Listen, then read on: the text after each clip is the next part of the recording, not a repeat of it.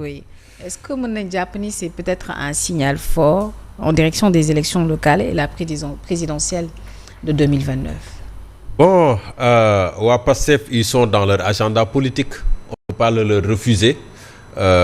Peut-être c'est le moment bi daal vraiment moom moo pour man moom qui pose problème. Parce que ci contexte bi ñu nekk waxoon naa ko temps yële et li ma waxoon ci Diomaye président c'est valable également pour waa Pastef. waa Diomaye président c'était dans le même contexte et yàggul dara ça fait juste quoi 2 semaines. oui yàggul moment boo nga xam ne tabaski baa ngi nii borom kër yu bëri xamuñu nu ñuy def. absolument moment boo xam ne ñu bëri peut-être ñu ngi xaar seen avance tabaski jotuñu ci. moment bi nga xam ne secteur santé mi ngi commencer yëngatuwaat. moment bi nga xam ne réew mi kenn xamul ëllëg naka lay demee. économiquement parlant presque lépp a taxaw. yéen ngeen di organiser mel ni kuy kokkali à la limite bu dee mën naa ko waxee noonu ngeen di kokkali nit ñi ci lan ci politique. et guerre bi li ko fi indi yëpp mooy diggante Ousmane Sonko ak Bassirou Diomaye Faye et tant que Bassirou Diomaye Faye jël ça présume que peut-être mën na laaj un 2e mandat. bu boobaa digganteem ak Pastef leneen lay doon. et bu boobaa également le pays sera à la limite très difficile à gérer. Parce que ñaari coup yi ma gis ni bëgg mbëkkante. parce que Diomaye président coalition bi boo jëlee coalition bi. est-ce que coalition bi dina nangu que Pastef di leen dominer? Apparemment non, parce que la bataille de la mobilisation a déjà démarré. Donc pour man waa Pastef dañu bëggoon également indi beneen réplique par rapport ak li Diomaye président def keroog.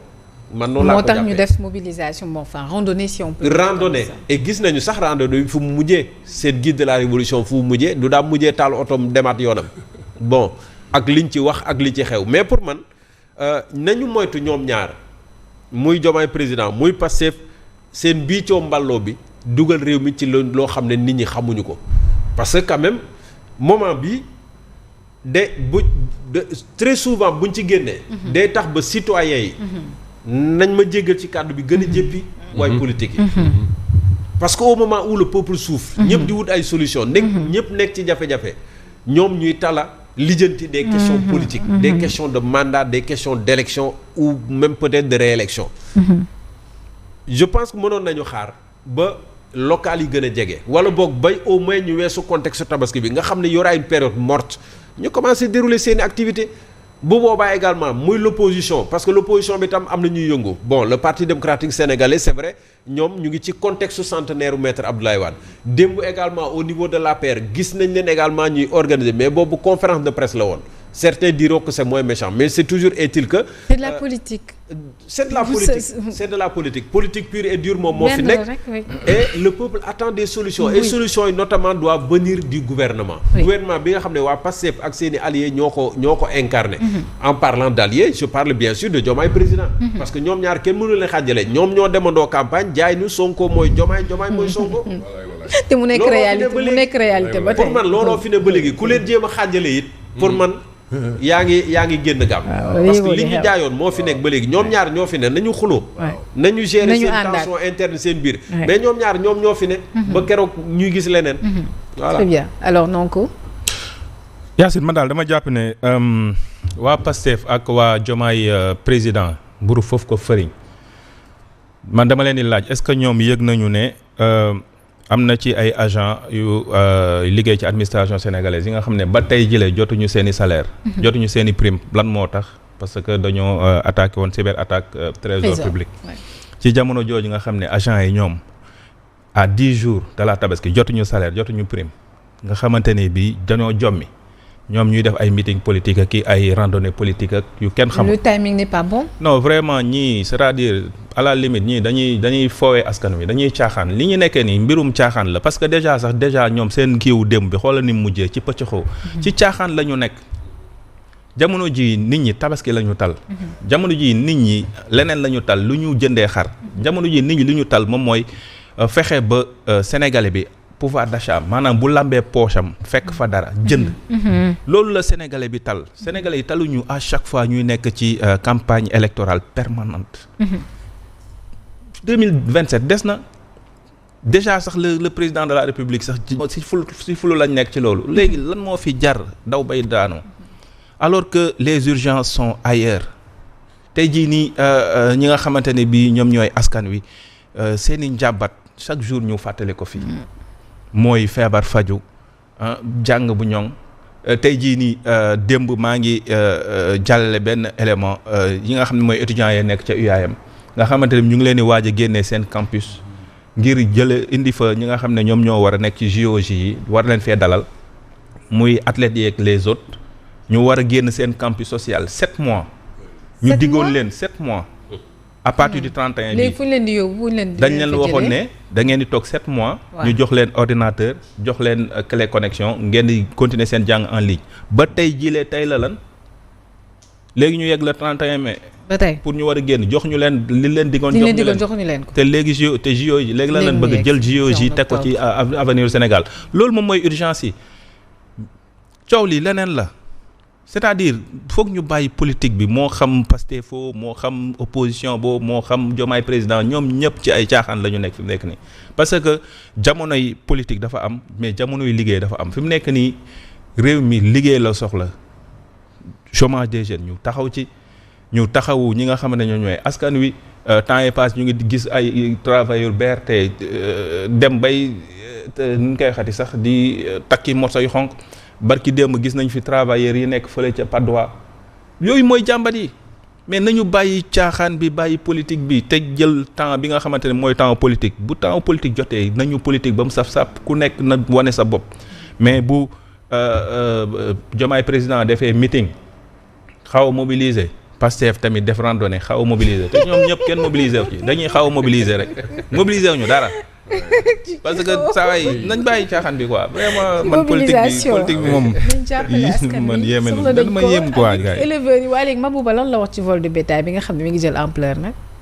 waaw bon moom démb dem na daara bon li mu wax par rapport ak li mu wax bu nekkee ne def na comparaison nëgëni daaw ak nëgëni ren nee na li jógee daara ñëw Dakar ñëw Thiès ak yeneen dëkk yi boo koy xool boo ko nattee ak daaw am na progression 68%. waaw loolu la wax. waaw bon sur le terrain peut-être man en tout cas gisaguma xar yu bëri. peut-être man maa demagul fi xar yi nekk peut-être 584 000. waaw non sur on le est plan déjà à la date du 15 mai enregistré déjà. loolu waaw sur le plan national. nee na dina aménager ay hectares yoo xamante ni pour ñu def forage pour mën a un peu indi ay solution ci problème mu xont beeg yooyu. bon ay annonce la ñu comme li ko Thierno waxee rek. ñun on attend des actes. te on le prend au mot ñu ngi xaar ba xam. jógu làmbaay rek waaw ñu ngi xaar ba xam waaw tuuti te teew. tuuti teew moo gën jënd jaan ci pax. vraiment ñun tamit saa yi daal tabaski lañ tal. noonu lañ tal de taluñu ay article L29 ak L30 qui a été promulgué. lu ñu wax de waxuñu tabaski Yacine.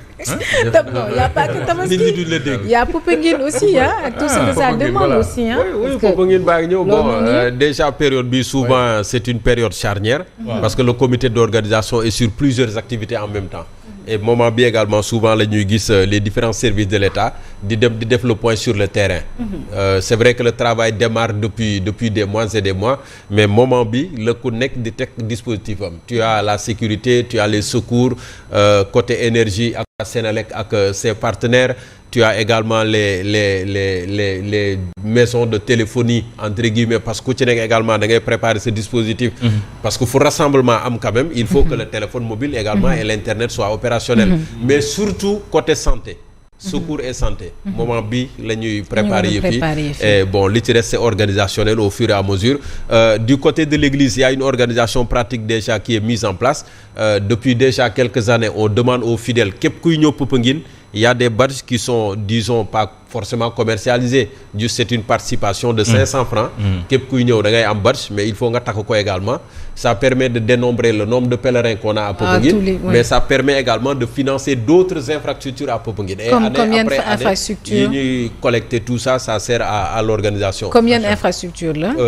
Disons il faut d'abord terminer le grand lieu bi nga xam ne foofu la ñu defee messe bi c'était entamé sous Macky Sall. Diomaye a promis de terminer les travaux mais n'empêche il y a une participation de l'église boo xam ne toujours église da koy def et même bu dul foofu bu dul sanctuaire bi également il y a d'autres sites yoo xam ne dañ koy soxla non seulement pour accueillir les pèlerins pour accueillir notamment les marcheurs parce que marché Popenguine yegg na dimension boo xam ne il faut de la logistique bu koy accompagner ak yeneen yoo xam ne également dañ koy soxla ak Popenguine parce que Popenguine nekkul dëkk bu rëy tellement et en 72 heures nga concentrer autant de monde c'est toute une organisation et depuis quelques années d'ailleurs on a vu que le dimanche on permet aux gens d'y aller le dimanche am na messe dimanche soir ku ko jàng ba pare bu la neexee nga ñibbi mais la grande messe c'est le lundi pour éviter que Popenguine di xat yenn xataay yi parce que dem na ba Popenguine daanaka ça refuse du monde ah oui vous l'avez dit mi ngi noonu ñu ngi ñaan daal ñu yegg ci jàmm. Inch'Allah tabaski bi ci jàmm.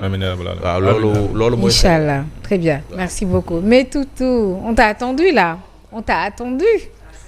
ça va on a retard 1 minute de. na nga def. waaw ça va maa ngi man maa xaabaabal kon ma jéggalu ko. non ndax au lieu ma taxaw 45 46 laa. waaw maa ngi jég.